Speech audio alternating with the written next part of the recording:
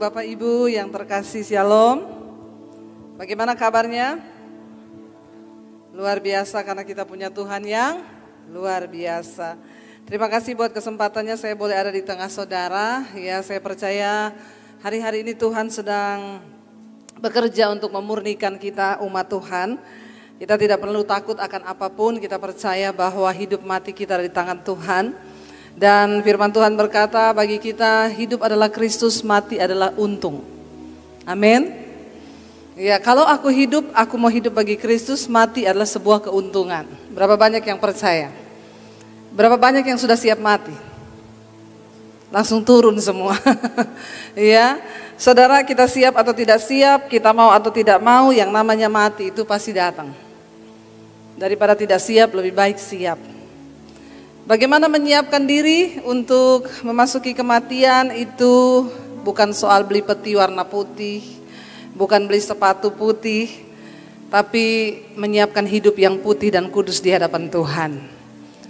Kalau yang ada kepahitan buang, kalau yang ada amarah buang, kekecewaan buang, yang masih ada dosa buang semuanya. Dan bahkan kita percaya hari-hari ini mungkin di antara saudara atau setiap kita sedang mengalami ujian dan pencobaan. Tapi percayalah saudara bahwa di balik semua ujian itu Tuhan punya rencana bagi hidup kita. Mari kita buka bersama, kita belajar firman Tuhan dari Yakobus pasal yang pertama. Surat Yakobus pasal yang pertama. Kita baca sama-sama mulai ayat yang kedua, saudara. Kalau dari ayat yang pertama di sana dikatakan salam dari Yakobus hamba Allah dan Tuhan Yesus Kristus kepada ke-12 suku di perantauan. Ayat yang kedua berkata, judul perikopnya di sana di dalam Alkitab iman dan hikmat. Jadi dalam hidup ini kita bukan hanya butuh iman, tapi kita butuh hikmat. Ya, iman tanpa hikmat itu percuma. Kita butuh iman dan juga butuh hikmat. Ayat yang kedua berkata begini saudara, kita baca sama-sama. Saudara-saudaraku, anggaplah sebagai suatu kebahagiaan apabila kamu jatuh ke dalam berbagai-bagai pencobaan, sebab kamu tahu bahwa ujian terhadap imanmu itu menghasilkan ketekunan. Firman ini berkata, anggaplah sebagai suatu kebahagiaan apabila kamu jatuh ke dalam berbagai-bagai pencobaan. Siapa di sini yang lagi ada masalah? Enggak ada masalah, saudara? Luar biasa loh Pak, jemaatnya tidak ada masalah loh. Baru kali ini loh saya menemukan. Sekali lagi yang lagi ada masalah, angkat tangan. Yang tidak ada masalah saya doakan supaya ada masalah. Ya, ayat ini berkata, anggaplah sebagai suatu kebahagiaan apabila kamu jatuh dalam berbagai-bagai pencobaan. Karena kamu tahu bahwa ujian terhadap imanmu itu menghasilkan ketekunan. Yang namanya manusia itu mengalami pencobaan, senang apa enggak saudara? Enggak. Ya, kita semua tidak ada yang senang dengan pencobaan. Tetapi kalau kita masih hidup di dunia, pasti akan mengalami pencobaan. Ada orang datang kepada saya, Bu, hidup saya ini banyak masalah loh Bu. Saya bilang itu berarti ibu masih hidup. Kalau hidupmu diselimuti dengan masalah, berarti saudara masih ada di dunia. Ya, kalau diselimuti oleh kelapa itu klepon. Kalau diselimuti wijen, onde-onde. Namanya juga kita masih hidup di dunia, jadi pasti ada masalah. Kita cari atau tidak cari, masalah akan datang. Jadi sebaiknya tidak usah cari-cari masalah. Karena saudara cari atau tidak, dia akan datang. Tetapi ayat ini berkata, anggaplah sebagai suatu kebahagiaan. Ya, saudara, yang menjadi masalah di sini adalah bukan firmannya yang salah. Mungkin sebagian orang berkata, itu ayat kok kayak begitu banget ya. Apa yang salah dengan ayat ini? Saya yakin dan percaya kita semua pasti secara manusia bertentangan. Anggaplah sebagai suatu kebahagiaan apabila kamu jatuh ke dalam berbagai-bagai pencobaan. Yang namanya bahagia itu enggak gitu Bu. Namanya bahagia itu keluarga baik, kesehatan baik, keuangan baik, semua baik. Tidak ada pencobaan, itu baru bahagia. Lalu siapa yang salah? Saya percaya Alkitab tidak pernah salah. Siapa yang salah kalau begitu? Kitalah. Kenapa? Karena konsep bahagia kita dengan konsep bahagianya Tuhan itu berbeda. Amin. Makanya saya selalu berkata begini, saudara, jangan pernah berharap menikah untuk berbahagia. Maka Anda pasti akan kecewa. Semua orang berharap ketika menikah bahagia. Makanya kalau bikin foto prewed itu ya, di gunung-gunung batu, satu di atas, satu di bawah, pegangan tangan. Saya melihat kalau sudah menikah, masih ada nggak yang begitu? Makanya saya kalau lihat orang di Instagram pamer foto prewed, saya bilang prewed. Pret. Ya, belum aja, itu baru, nggak usah terlalu alay lebay. Ya, makanya saya kalau foto mesra sama suami, saya selalu tulis hashtag afterwed. Amin. Setelah 20 tahun menikah masih begitu enggak? Kenapa banyak orang kecewa ketika memasuki pernikahan? Karena konsep bahagiamu dengan konsep bahagianya Tuhan itu berbeda. Apalagi kalau saudara kebanyakan nonton drama Korea. Saudara berharap suami saudara itu kayak cowok-cowok yang di drama Korea itu loh. Yo beda, di sana hidungnya mancung, sini pesek. Sana kulitnya putih, sini hitam. Ya, jangan berharap kebahagiaan yang palsu.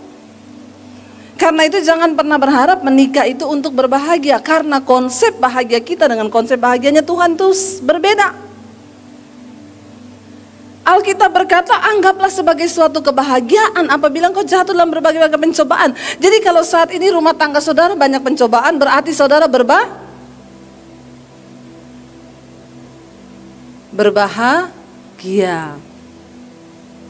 Ya, kenapa saudara? Karena tidak ada cara lain Tuhan bekerja untuk menunjukkan kemurnian iman kita selain melalui masalah dan pencobaan. Tidak ada lain, ya. Dimulai dari keluarga dan rumah tangga kita, suami istri yang disatukan oleh Tuhan. Tidak mudah saudara, menjadikan dua menjadi satu itu nggak gampang. Yesus berkata pernikahan itu 1 tambah 1 sama dengan 1. Karena kamu bukan lagi 2 tetapi 1. Saya dengan suami, saya Debbie tambah Daniel jadi 1. Aneh kan? Bagaimana supaya kita bisa jadi 1? Separuhnya saya mati, separuh suami saya mati, baru kita bisa jadi 1. Kalau dua-dua mau tetap 1 nggak bisa. Ya, tadi pagi saya bersaksi saudara, saya dengan suami saya ini sampai detik ini tidak cocok. Bohong kalau ada orang bilang cocok. Siapa di sini yang menikah cocok? Angkat tangan coba. Ya, cocok artinya kami tidak pernah berantem bu, seumur hidup menikah tidak pernah berantem, berarti cocok. Boleh angkat tangan? Kalau ada saya doakan Anda terangkat hidup-hidup seperti Henok. Namanya orang menikah itu pasti tidak cocok. Nggak ada manusia cocok di dunia ini. Ya, saya pernah baca satu artikel, ada anak-anak kembar Siam, dia punya kepala 2 tapi badannya 1. Jadi mamanya diwawancarain, Bu, waktu besarkan mereka ada kendala nggak? Mamanya bilang waktu masih kecil tidak ada kendala. Ya, mereka dipakein baju apa aja mereka mau karena kepala 2 badan 1. Tapi ketika sudah beranjak dewasa kan kepalanya 2. Jadi pemikirannya 2. Kepala yang 1 pengen pakai baju hijau, yang 1 pengen pakai baju kuning. Padahal badannya cuma 1. Itu berantem, gigit-gigitan sampai berdarah-berdarah. Mamanya bilang saya bingung karena ini anak badannya 1. Kalau saya pisah enggak bisa. Coba bayangkan saudara. Jadi dari situ saya mencoba merenungkan begini. Orang yang badannya 1 badan, 1 jantung, 1 hati, 1 DNA, 1 benih, 1 kandungan, ketika lahir punya 2 kepala, itu aja tidak cocok. Apalagi suami, istri. Dari budaya yang berbeda, dengan 2 kepala yang berbeda, 2 jenis DNA yang berbeda, hati yang berbeda, jantung yang berbeda, tubuh yang berbeda. Bisa cocok? Makanya saya kalau ketemu orang, Bu doakan Bu, saya belum ketemu pasangan hidup. Kenapa belum menikah? Belum ketemu yang cocok, selamat tidak menikah seumur hidup. Karena cari yang cocok. Enggak ada yang cocok saudara. Ya, tadi pagi saya bersaksi, suami saya ini orang Solo. Ya, mirip-mirip lah sama saudara ya. Saya Sulawesi. Jadi saudara bisa bayangkan perbedaan kami. Ya, saya dari Sulawesi, suami saya dari Solo. Kita beda dari cara ngomong, kita beda dari cara budaya, kita berbeda dari semua-muanya kita berbeda. Tapi Tuhan sudah pertemukan. Ya, lalu ketika kita menikah, itu jadi masalah sekali saudara. Ya, jadi masalah yang pertama dari segi cara bicara, komunikasi. Padahal sebuah hubungan itu dibangun di atas dasar komunikasi. Kalau komunikasinya rusak, maka rusaklah sebuah hubungan. Ya, tetapi kita sudah jadi satu. Dan Tuhan bilang kita bukan lagi dua, tetapi satu. Waktu kami berumah tangga pertama kali itu berat sekali saudara. Ya, kenapa? Dari cara bicara kita nggak cocok. Orang Sulawesi itu kalau ngomong di belakang nadanya tinggi. Orang Jawa kalau ngomong di belakang nadanya rendah. Jadi kita nggak ketemu di situ. Ya, saya kalau ngomong sama suami saya dipikir saya ngajak berantem. Ya, kalau saya ngomong Jo itu anu dia datang, Mbok ojo nesu, ngomong biasa wae. Saya bilang ini biasa. Dia bilang kowe nesu ora. Malah jadi nesu tenan saudara. Ya karena apa? Orang nggak nesu. Saya bilang memang gaya bicara saya begini. Ora tadi gue nesu lo. Ora. Ya malah jadi jengkel saudara ya. Jadi kita itu dari segi bahasa itu selalu setiap hari itu ribut hanya gara-gara omongan. Ya saya kalau ngomong itu Jo anu tolong gini. Boyo nek ngomongi sing sopan. Ya orang sangono, sing alon, sing alus. Saya bilang, saya ini orang Sulawesi, memang dari dulu bicaranya begini. Ya ndak usah kamu tersinggung kalau saya bicara begini, memang kayak begini. Yo kowe iki mbok belajar ngomong Jowo. Ya. Ya udah saya belajar dikit-dikit lah. Ya, ketemu mertua, saya tanya sama mertua saya, "Mak, kowe wis mangan?" Suami saya marahin saya lagi. Kowe tuh nek ngomong karo wong tua ojo ngono. Lah piye toh? Katanya suruh ngomong bahasa Jawa. Yang pertama bahasa Jawamu itu salah, yang kedua nadamu itu tetap tinggi. Jadi kelihatan gak sopan. Aduh stres saya saudara. Jadi kalau ngomong sama mama mertua ngomongnya gimana? Kowe nek me tanya sama mama mertua itu, "Mak, jenengan sampun dahar." Haleluya. Lebih susah dari bahasa Inggris. Ya, jadi kita itu masalah bahasa setiap hari ribut, belum lagi masalah makanan.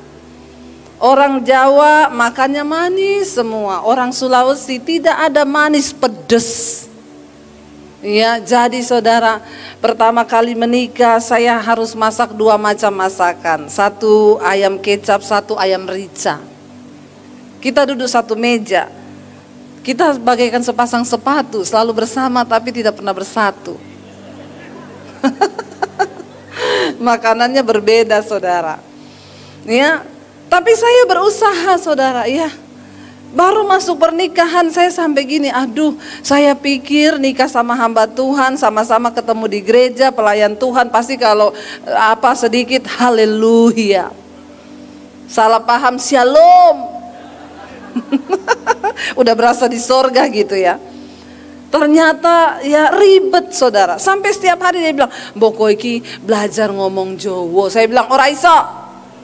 Dia bilang, "Ojo ngomong ora iso se, ngomong o iso ora." Ya, saya diajari 1, 2, 3, 4, 5 ya. Jadi saya gaya-gaya kalau ke pasar biar dipikir orang Jawa. "Bu, niki pinten?" Dia jawab, "Selangkung." Abis saya pikir selangkung piro.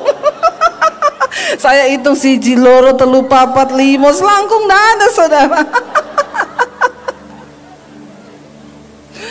Saya telepon suami saya, itu loh dia ngomong kata-kata saya nggak ngerti apa itu, kayak ada jai langkung gitu loh. Aduh ribet ya hidup ini. Tapi saudara karena disuruh belajar bahasa Jawa, ya udahlah saya mau balas dendam. Lihat saja besok saya ngomong Jawa. Saya bangunin suami saya pagi-pagi, Mas, pripun Mas? Dia saya tanya, panjenengan arep dahar saiki piye? Dia bangun kaget saudara. Ngopo toh non? Mboten nopo-nopo. Ya sampai siang saya pakai bahasa Jawa. Dia bilang, mbok biasa wae, mboten nopo-nopo Mas. Ngene iki sing mbok karep gitu. Sampai udah malam saudara, saya masih ngomong gitu. Dia bilang gini, non biasa wae, mboten nopo-nopo. Saudara tahu sampai malam kita bukan jadi cocok, ternyata saya mau gila dia mau sinting. Ya, akhirnya udah mau tidur malam, saya bilang, wes, piye?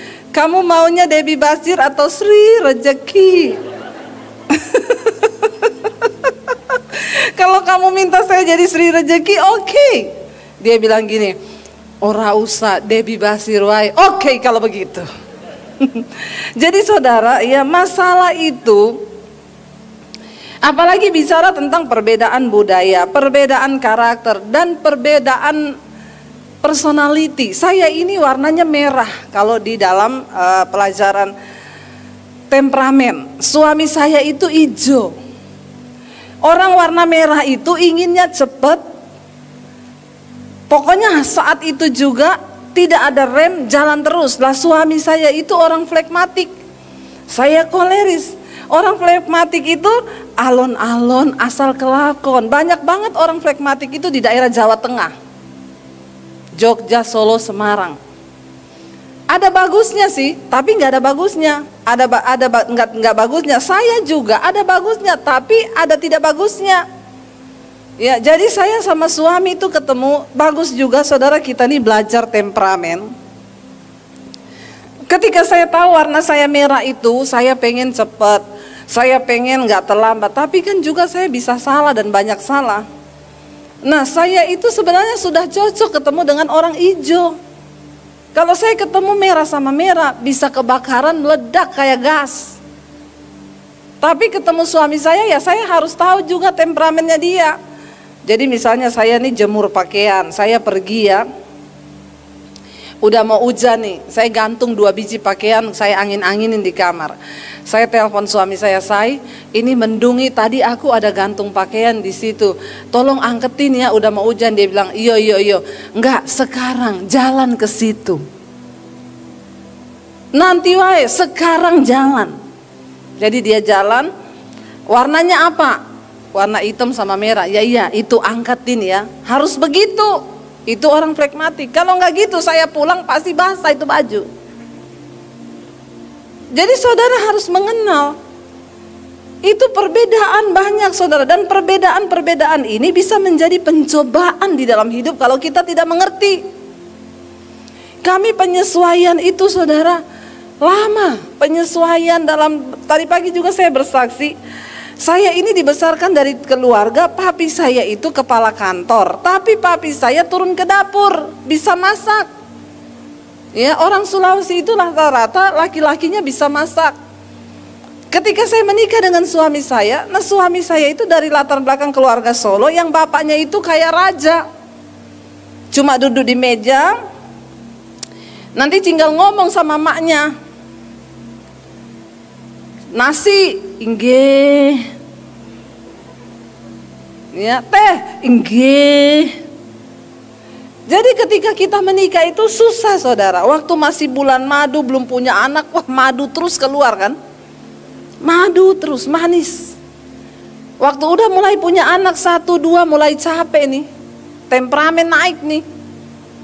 Ya, madunya mulai habis, yang tersisa lebah.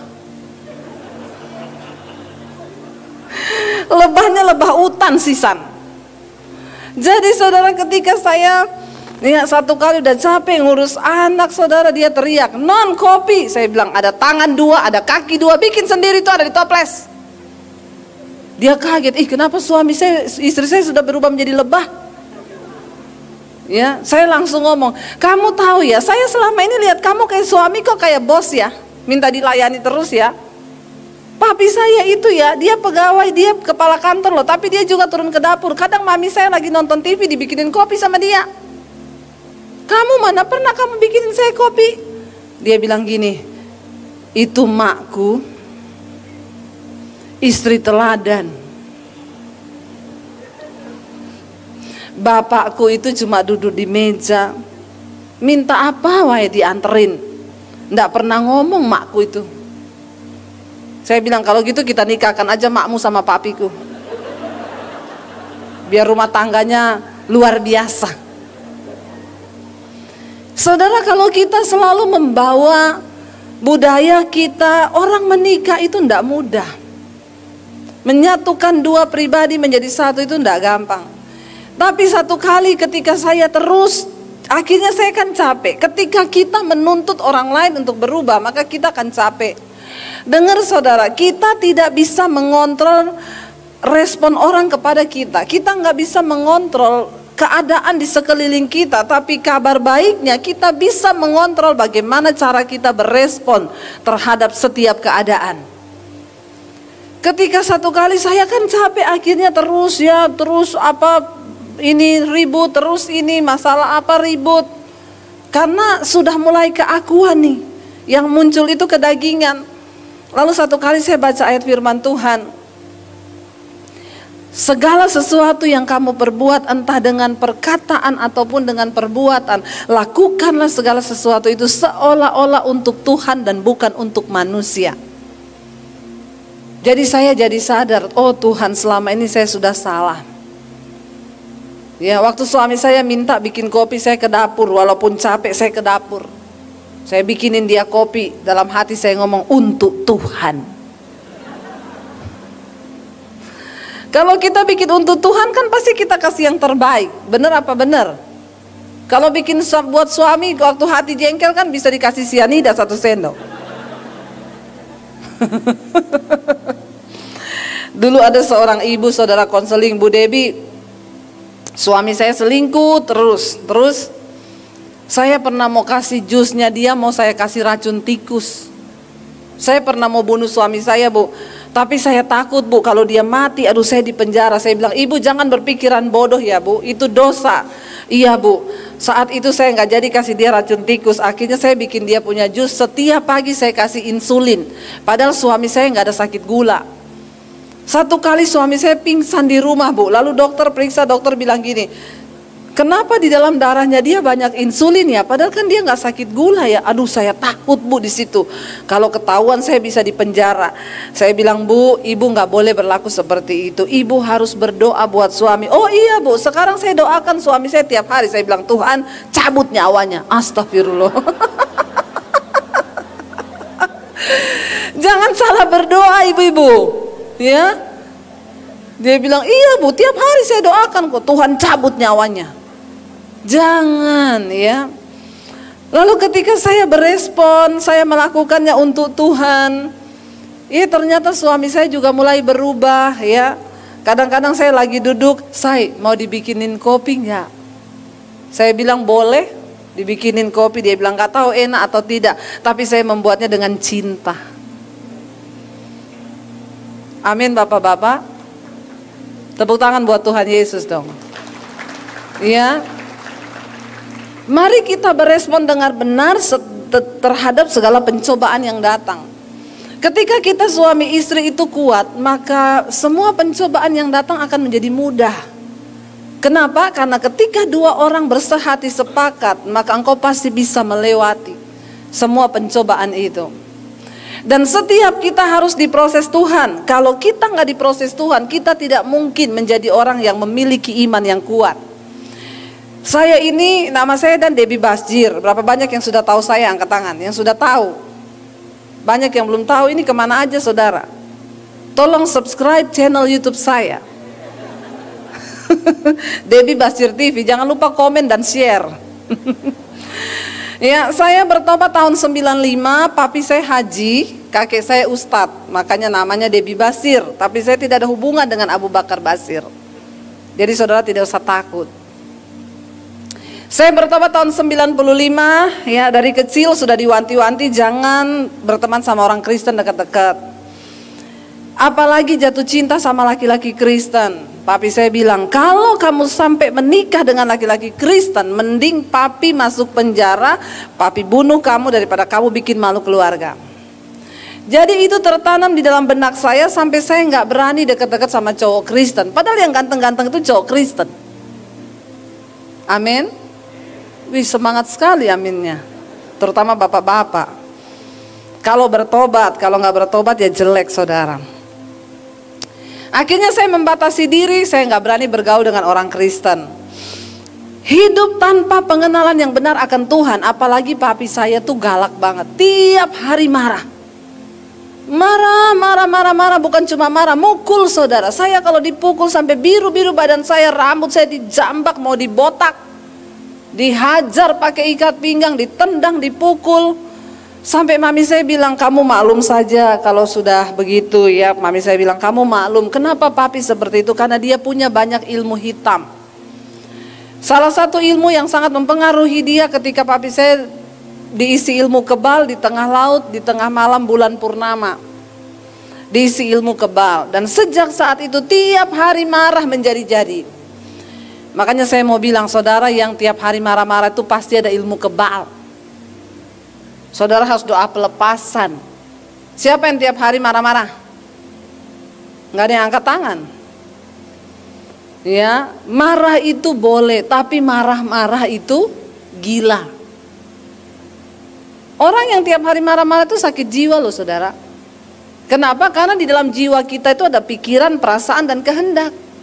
Orang sakit jiwa itu bukan yang lari-lari di jalan gak pakai baju, bukan. Saudara tiap hari marah-marah, saudara tersinggung, saudara kecewa, itu saudara juga sakit jiwa. Makanya jiwa ini harus dipulihkan. Lalu saya kecewa dengan keluarga, saya sakit hati, saya luka batin. Lalu saya cari pelampiasan di luar. Saya ini dulu pelatih senam aerobik, makanya gayanya begini nih. Ya, tapi Tuhan mau pakai siapa aja yang Tuhan mau pakai kan. Lalu saya ketemu teman-teman, mereka bilang, ngapain kamu bete? Nggak usah bete, ayo nikmati dunia. Alkitab berkata yang ada dalam dunia hanya 3 hal, keinginan daging, keinginan mata, dan keangkuhan hidup, kesombongan. Jadi yang ada dalam dunia ini cuma 3, keinginan daging, keinginan mata, keangkuhan hidup. Itu aja, makanya jangan terlalu cinta dunia. Karena dunia dan segala yang ada di dalamnya ini sedang lenyap. Dan semua yang ada dalam dunia, keinginan daging, keinginan mata, keangkuhan hidup, bukan berasal dari Bapa, melainkan dari dunia. Saya hidup di dalamnya, jatuh dalam dosa, melakukan segala hal yang tidak berkenan, sampai akhirnya saya tertekan dan saya mau bunuh diri. Saya pikir mati itu selesai. Dulu saya berpikir mati itu adalah akhir dari segalanya. Kalau saya mati, hidup saya selesai. Saya tidak tahu saudara, ternyata kematian bukanlah akhir dari kehidupan, tetapi awal dari sebuah kehidupan baru di dalam kekekalan. Amin. Jadi hati-hati, persiapkan mulai dari sekarang. Lalu saya kepikiran saya mau mati bunuh diri. Saya kecewa, iblis datang terus menuduh, hidupmu sudah hancur, mati saja, buat apa lagi kamu hidup, masa depanmu juga sudah hancur. Setiap hari, apalagi kalau saya dipukulin, semakin luka hati saya, batin saya semakin tertekan. Akhirnya disitulah saya mulai bertanya dalam jiwa saya, apakah Tuhan itu ada? Kalau Tuhan memang ada, kenapa Dia ciptakan saya? Kurang kerjaan banget itu Tuhan ciptakan saya di dunia cuma untuk menderita. Setiap hari saya bertanya, Tuhan apakah Engkau ada? Satu malam saya benar-benar tertekan dan saya sudah tulis surat buat mami saya. Saya bilang maafkan saya kalau saya ambil keputusan untuk mengakhiri hidup saya. Karena saya tidak jadi anak yang baik dan selama ini juga tidak ada yang sayang sama saya. Orang tua saya, mami, papi, nggak ada yang sayang sama saya. Dan di situ malam itu saya bilang gini, Tuhan sebelum aku mati, aku pengen ketemu Tuhan yang menciptakan aku. Siapa Engkau? Tunjukkan dirimu kepada saya. Malam itu Alkitab berkata, carilah Tuhan selama ia berkenan untuk ditemui. Berserulah padanya selama ia dekat. Dan ternyata apa yang ada di hati saya untuk mengenal siapa Tuhan, itu diperhitungkan sebagai iman yang mungkin hanya sebiji sesawi. Tapi Tuhan perhitungkan itu sebagai sebuah kebenaran. Lalu malam itu saya menangis, Tuhan siapa Engkau sesungguhnya? Tiba-tiba saya dijamah satu kuasa. Yang saya baru tahu sekarang itu namanya Roh Kudus. Kenapa? Alkitab berkata ketika Roh Kudus turun atas seseorang, maka Roh Kudus akan menginsyafkan dia akan dosa, kebenaran dan penghakiman. Saya nangis di kamar saya. Semua dosa seperti diputar kembali dan saya baru merasa saya menjadi manusia yang paling kotor. Saya cuma menangis minta ampun selama 1 jam. Ampuni aku Tuhan. Siapa Engkau? Tunjukkan dirimu sebab aku butuh Engkau. Tidak ada satupun agama yang bisa menyelamatkan manusia termasuk agama Kristen. Jangan bangga ketika engkau hanya percaya pada Yesus. Karena Yesus berkata, bukan orang yang berseru padaku Tuhan, Tuhan yang akan masuk dalam kerajaan sorga. Tapi mereka yang melakukan kehendak Bapa. Iman tanpa perbuatan mati. Alkitab berkata kalau engkau hanya percaya bahwa hanya ada satu Allah saja, maka setan juga percaya akan hal itu dan mereka gemetar. Jadi maaf, kalau saudara cuma punya iman percaya sama Yesus, berarti level imanmu sama dengan siapa? Sama dengan siapa? Dengar baik-baik ya. Yakobus berkata, jika engkau percaya bahwa hanya ada satu Allah, itu baik, tapi setan juga percaya akan hal itu dan setan gemetar kepada nama Allah. Jadi dengan kata lain, kalau saudara punya iman hanya percaya kepada Allah, berarti level iman kita sama dengan, tolong jawab yang kenceng, sama dengan, nggak usah sambil melotot sama saya, setan, biasa aja keles. Iya. Berarti level iman kita cuma sama dengan setan. Apa yang membedakan kita sama setan? Setan percaya, kita percaya. Tetapi bedanya kita melakukan kehendak Bapa. Setan tidak akan pernah mungkin melakukan firman Tuhan. Katakan, itu bedanya. Ya. Lalu saudara, saya akhirnya malam itu mengalami perjumpaan pribadi dengan Tuhan. Saya nangis sejadi-jadinya. Hampir 1 jam lebih saya menangis, cuma berkata, aku minta ampun Tuhan, siapa Engkau? Dan malam itu saya dijamah Roh Kudus, tiba-tiba dari mulut saya berucap nama Yesus. Saya terus menangis sambil ngomong Yesus, Yesus. Setelah peristiwa itu saya mengalami kelahiran baru. Ada damai sejahtera yang luar biasa di hati. Itu damai yang melampaui ketika saya menang judi. Tidak usah angkat tangan yang penjudi di sini. Orang penjudi itu ketahuan dari cara dia menyanyi. Ya, apalagi kalau nyanyi lagunya gini, ku menang di dalam Yesus Tuhan, ya sambil kocok kartu. Ya, itu perasaan yang berbeda ketika saya ada di diskotik. Perasaan damai yang dari Tuhan itu luar biasa, itu dunia nggak bisa beri. Saya merasa jiwa saya plong, damai yang luar biasa. Setelah malam itu tidak ada lagi pikiran bunuh diri. Yang ada di otak saya hanya saya pengen kenal siapa Yesus. Lalu secara sembunyi-sembunyi saya cari gereja. Saya pakai baju senam dari rumah, saya cari gereja. Saya masuk gereja, saya beribadah. Saya dikasih Alkitab. Saya bawa pulang Alkitab, saya baca Alkitab 1 hari 6 sampai 7 jam. Kadang saya baca di kamar mandi karena saya takut ketahuan orang tua saya. Saya baca Alkitab dan semua tulisan yang diilhamkan Allah itu bermanfaat untuk menyatakan kesalahan, untuk menegur kita, untuk menasehati hidup kita, dan yang terutama untuk merubah kelakuan kita. Jadi setiap orang yang sudah mengalami perjumpaan pribadi dengan Tuhan, kelakuannya harusnya berubah. Kalau saudara ngomong saudara Kristen, tapi kelakuanmu nggak berubah, maaf, Anda belum ketemu Tuhan Yesus. Lalu saya mulai berubah, saya nggak mau keluar malam lagi. Saya tidak judi lagi, saya mulai cinta dengan firman. Apa yang dulu merupakan keuntungan bagiku, sekarang aku anggap rugi karena pengenalan akan Kristus Yesus Tuhanku itu lebih mulia dari segala-galanya. Saya mengalami itu. Setiap hari saya cuma baca firman, hidup saya berubah. Singkat cerita, tahun 95 saya terima Yesus, 96 ketahuan. Kakak saya yang nomor 1 bilang gini, Dep, saya tahu loh kamu ke gereja, saya akan lapor papi. Papi bisa bunuh kamu loh kalau kamu gak berhenti. Jadi kamu sekarang pilih, kamu berhenti atau saya lapor. Saya mulai berdoa, Tuhan, kalau memang sudah waktunya aku harus ngaku tentang imanku depan keluargaku, beri saya kekuatan. Saudara tahu, ketakutan terbesar di hidup saya adalah ketika saya harus mengaku Yesus depan keluarga saya. Nggak main-main, papi saya punya pedang panjang 1,5 meter di bawah kolong tempat tidur. Dia punya keris, dia punya samurai, dia punya pistol di lemari. Jadi setiap hari saya ketakutan, aduh Tuhan kalau ketahuan habis saya ini bisa dibunuh. Saya berdoa puasa selama 3 bulan.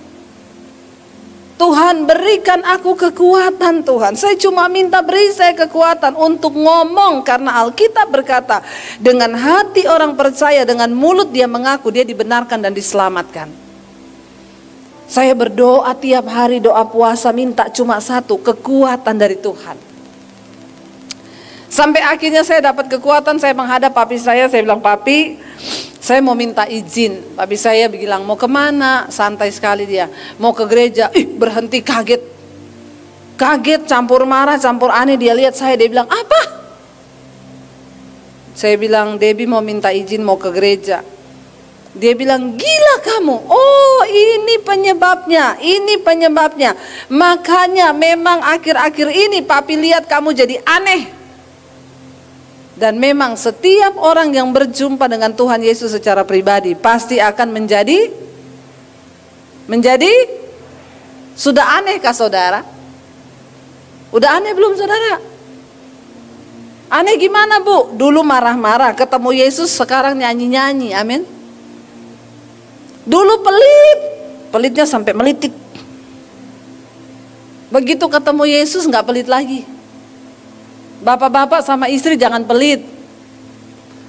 Tolong bapak-bapak bilang amin. Aminnya yang rela.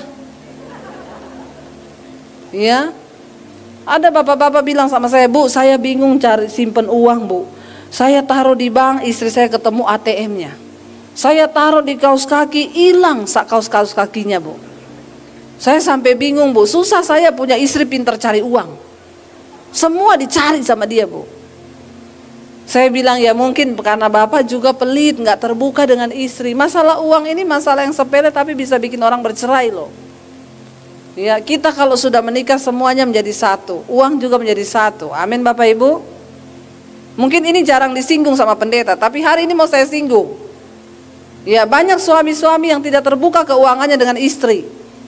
Makanya akhirnya jadi selingkuh karena istri nggak tahu keuangannya bagaimana. Sebaliknya istri-istri juga kalau dipercayakan uang jangan disalahgunakan itu uang, ya. Uang itu kalau dikasih beli dulu kebutuhan pokok, jangan pergi sulam alis. Begitu habis beras mau makan alis. Ya, tolong bijaksana sebagai istri-istri. Alkitab berkata istri yang cakap itu mahkota suaminya. Suaminya tidak akan pernah kehilangan keuntungan, apalagi kehilangan duit. Amin ibu-ibu. Ya, mari kita beresin apa yang perlu kita beresin, saudara. Ya, sampai suaminya satu kali cerita, istrinya tanya, Pak, itu uang di rak buku, ditumpukan buku yang ke-10 di amplop warna merah, uang apa? Suaminya bilang, uang sial.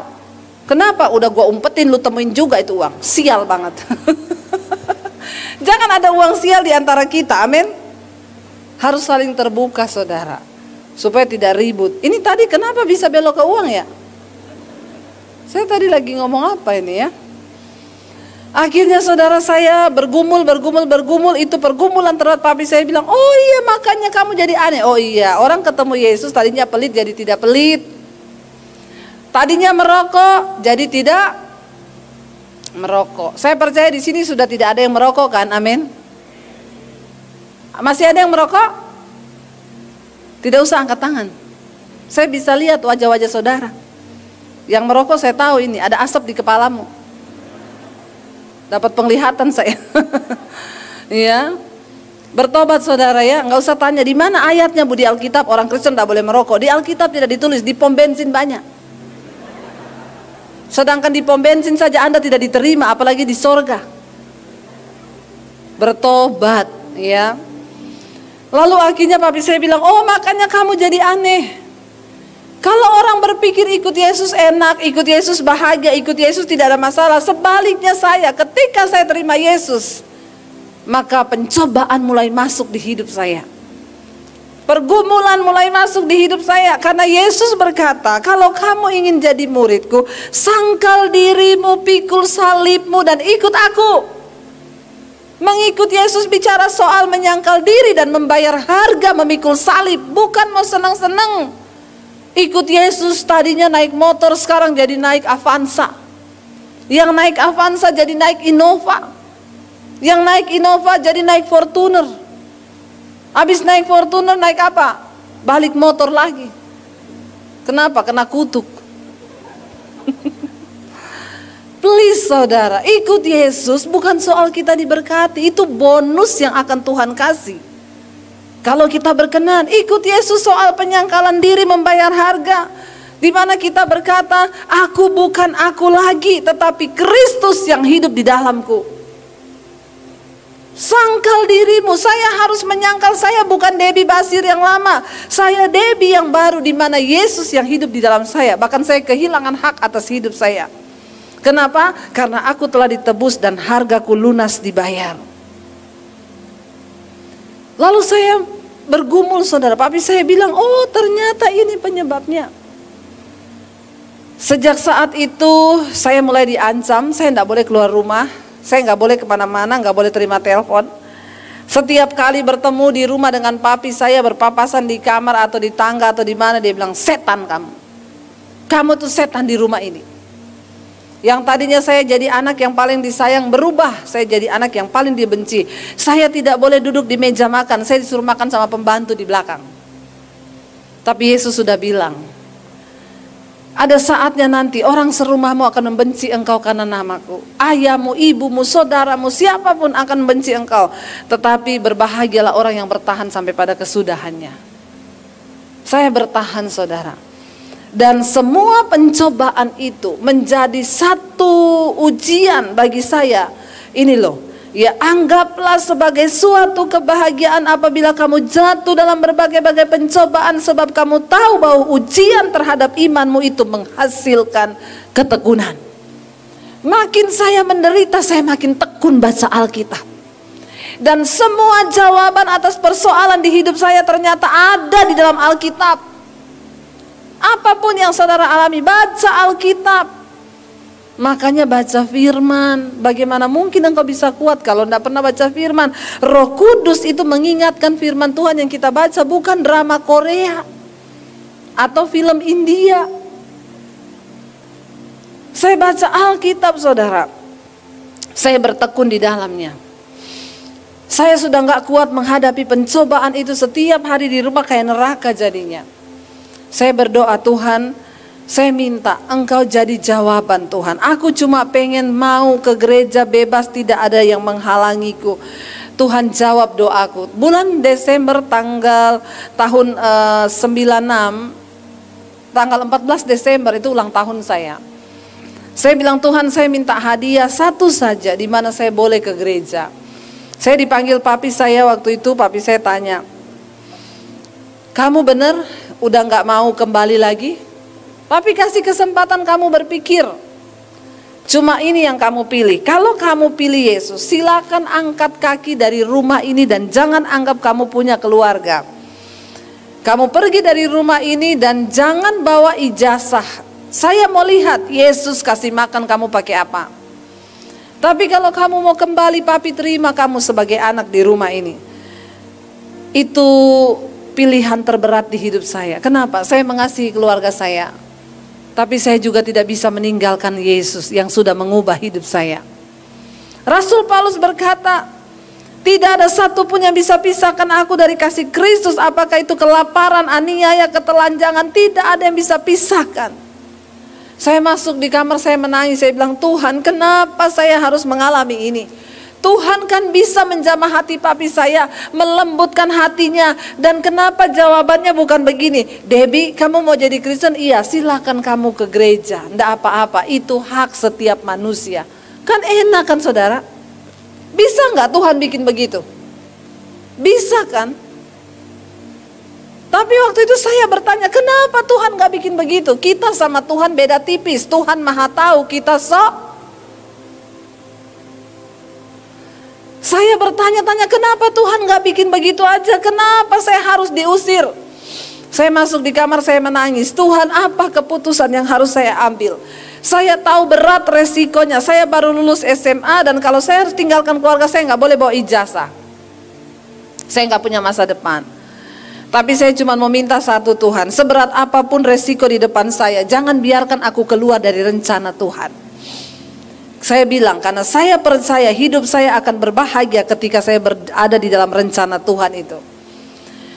Saya baca Alkitab langsung dapat ayat, berbahagialah kamu jika karena namaku kamu meninggalkan ayahmu, ibumu, rumahmu, ladangmu, ternakmu, apa saja yang kau miliki, karena aku akan memberikannya, aku akan menggantikannya lipat kali ganda. Saya langsung lemes dapat ayat itu. Tuhan, berarti engkau suruh saya tinggalkan keluarga saya. Saya pamit dari rumah, mami saya nangis, papi saya berlutut di bawah kaki saya. Dia bilang, Debbie, papi merendahkan diri, papi cium kakimu. Tolong pikirin lagi, jangan salah ambil keputusan. Saya peluk papi saya cuma bilang, saya sudah pikir pap matang-matang. Kamu mau kemana?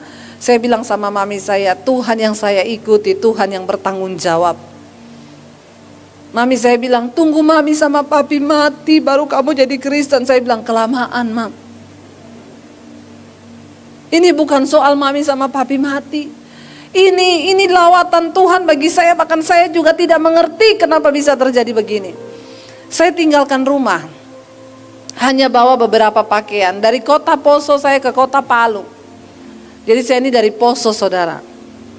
Saya dari Poso saya ke kota Palu. Sampai di kota Palu saya tinggal di kos-kosan sepupu saya itu, di sana ngekos, mereka kuliah ya, dan mereka ngekos di satu tempat kos. Untuk bisa dapat makan dan numpang tidur di situ, setiap hari saya cuci baju anak kos, saya nyapu, saya nyetrika, saya masak, saya ngepel, saya nyuci. Nyuci nggak pakai mesin, pakai tangan. Ya, kadang lagi cuci pakaian setumpuk, iblis ngomong goblok. Jadi Kristen, jadi pembantu. Mending kamu pulang ke keluargamu, tinggalkan Yesusmu. Di sana di rumah bajumu dicuciin sama pembantu. Saya bilang, iblis, aku telah ditebus dan hargaku lunas dibayar. Karena itu hidupku bukan milikku lagi. Kenapa saya harus diproses begitu? Karena dulu saya sombong, saya angkuh. Semakin karakter kita hancur, kita akan diizinkan Tuhan mengalami pencobaan yang benar-benar menghancurkan segala-galanya. Keakuan ini harus mati. Saya diremukkan benar-benar 1 tahun tanpa uang, tanpa satupun orang yang bisa saya jadikan sandaran dalam hidup saya. Hampir setiap hari puasa karena memang gak ada makanan. Saya cuma berlutut di kaki Tuhan. Sampai akhirnya saudara, saya masuk sekolah Alkitab di Makassar, lalu akhirnya saya dikirim pelayanan ke Solo dan di situ saya ketemu suami saya. Ya, perjalanan hidup puluhan tahun saya harus menyingkatnya saudara, tetapi itu penuh air mata, penuh tantangan. Saya ketemu suami saya, lalu kami sepakat untuk menikah. Saya telepon papi saya, papi saya Debbie, saya mau minta doa restu. Dia tanya, Debbie siapa? Debbie anaknya papi, Debbie Basir. Maaf, dulu saya pernah punya anak nama Debbie, tapi udah mati. Sampai di akhirat kita tidak akan berjumpa lagi. Kamu mau dikubur, kamu mau menikah, tidak usah kabarin ke sini, karena bagi saya kamu sudah lama mati. Saya cuma netesin air mata. Jadi suami saya itu laki-laki paling bahagia. Dia tidak melamar, nggak antar harta, ya. Lalu akhirnya kami menikah, saudara. Ya, tetapi apa yang Tuhan janjikan itu luar biasa. Saya terus berdoa, ya. Kenapa? Pencobaan akan menghasilkan ketekunan dalam hidup kita. Berbeda orang yang mengalami. Makanya sekarang saya kalau ada jemaat konseling. Jadi di mesbah doa saya tiap malam tuh ada mesbah doa di YouTube saya. Setiap jam 8 malam kita live streaming. Itu orang konseling, ya. Jadi saudara bayangkan ya, live streaming mesbah doa yang nonton sampai 60.000. Itu setelah itu konseling. Jadi di HP saya ini sudah hampir ada 4.000 konseling yang masuk. Saya begitu terbatas, saya hanya bisa membalas yang bisa saya balas. Bu, saya sudah tidak tahan, Bu. Kenapa? Saya ini penderitaan saya banyak, Bu. Saya tidak punya apa-apa, sekarang saya gini-gini. Saya tanya, udah berapa lama menghadapi masalah gini? Baru 2 bulan, Bu. Saya sudah bertahun-tahun. Jalani aja dulu. Harapkan Tuhan. Saya nggak pernah meminta-minta kepada siapapun. Saya berlutut di kaki Tuhan. Tapi pencobaan itu membawa iman kita semakin kuat. Ayat 4 berkata, dan biarlah ketekunan itu memperoleh buah yang matang, supaya kamu menjadi sempurna dan utuh dan tak kekurangan suatu apapun. Ya, kita perlu, saudara, menjadi matang di dalam iman kita, supaya kamu kedapatan utuh, ya, dan tidak kekurangan suatu apapun. Sebelum Tuhan memberkati hidup kita, kita harus terlebih dahulu diproses. Karena itu saya berkata tadi, ya, saudara yang tidak ada pencobaan, saya doakan supaya saudara ada pencobaan. Kenapa? Karena pencobaan akan membuat kita semakin berhikmat. Kita tahu di balik pencobaan itu Tuhan punya maksud dan rencana atas hidup kita. Saya melihat, saudara, dan saya mau bersaksi kepada saudara apa yang dulu Tuhan janjikan. Ya, berbahagialah kamu kalau karena namaku kamu meninggalkan ayahmu, ibumu, rumahmu, ladangmu, apapun yang kau miliki, engkau akan memperolehnya lipat kali ganda. Sekarang itu sudah terjadi di dalam hidup saya. Adik saya yang dulu mau bunuh saya waktu saya jadi Kristen, sekarang udah terima Yesus sebagai Tuhan dan Juru Selamat. Papi saya sebelum meninggal saya layani, saudara. Dia terima Yesus sebagai Tuhan dan Juru Selamat. Apa yang Tuhan janjikan? Saya waktu itu kehilangan rumah. Sekarang Tuhan kasih rumah, saudara. Maaf, saya punya beberapa rumah di Jakarta. Apa yang tidak pernah kita pikirkan, itu yang Tuhan sediakan. Tapi tidak semudah itu. Kita harus disiapkan dulu, diproses dulu sampai kita benar-benar siap. Barulah, kenapa? Karena bagi Tuhan menjawab masalahmu itu hanya semudah Dia berfirman. Dia menciptakan matahari hanya dengan berfirman. Menjawab persoalanmu, masalah hutangkah, sakit penyakitkah, cuma semudah Tuhan berfirman. Tapi yang menjadi sulit bagi Tuhan apa? Mengubah sikap hati dan cara berpikir kita supaya bisa sama dengan cara berpikirnya Tuhan. Kenapa seringkali masalah kita menjadi lama? Karena engkau tidak ngerti-ngerti konsepnya Tuhan atas hidupmu. Anggaplah sebagai suatu kebahagiaan kalau engkau mengalami penderitaan hari-hari ini, saudara. Karena Dia Tuhan yang sanggup melakukan segala perkara atas hidup kita. Mari kita bangkit berdiri bersama.